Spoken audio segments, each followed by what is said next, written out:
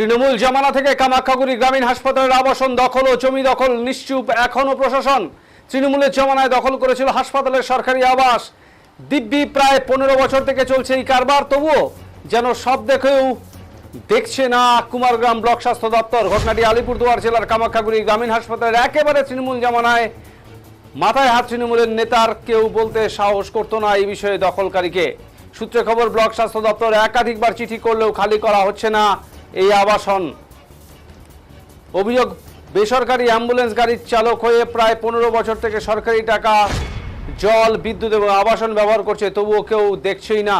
অভিযোগ, সরকারি আবাসনের সরকারি কর্মচারী চাইতে গেলে টালবাহানা করা হয়, তবুও দেওয়া হয় না। তাদের সরকারি নিয়ম অনুযায়ী সরকারি কর্মচারী আবাসন বাবদ মাসিক টাকা দিতে হয়, কিন্তু এই অ্যাম্বুলেন্স চালক দিব্যি তৃণমূলের জমানায় দলের গরমে বসবাস করছেন।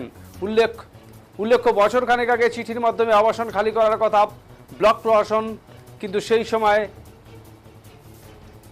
কিছু সময় চেয়ে নেন দখলকারী। এরপর বছর পার হয়ে গেলেও কোনো পুনরুদ্ধার করা হয়নি এবং কোনো ব্যবস্থা নেওয়া হয়নি। বিষয়টি নিয়ে জেলা ও রাজ্য স্বাস্থ্য দপ্তরে অভিযোগ করা হলেও কোনো কাজ হয়নি। সম্প্রতি এক খবর প্রকাশের পর ফের চিঠি করা হয়, তবু মাস কেটে গেলেও কোনো উদ্যোগ নেয়নি ব্লক স্বাস্থ্য দপ্তর। প্রশ্ন উঠছে, কার হাত মাথায় রয়েছে? এ বিষয়ে বনমন্ত্রী মনোজ কুমার রাও বলেন, তৃণমূলের আমলে ঘুঘুর বাসা হয়েছিল, আমরা দেখছি কোথায় কি হয়েছে।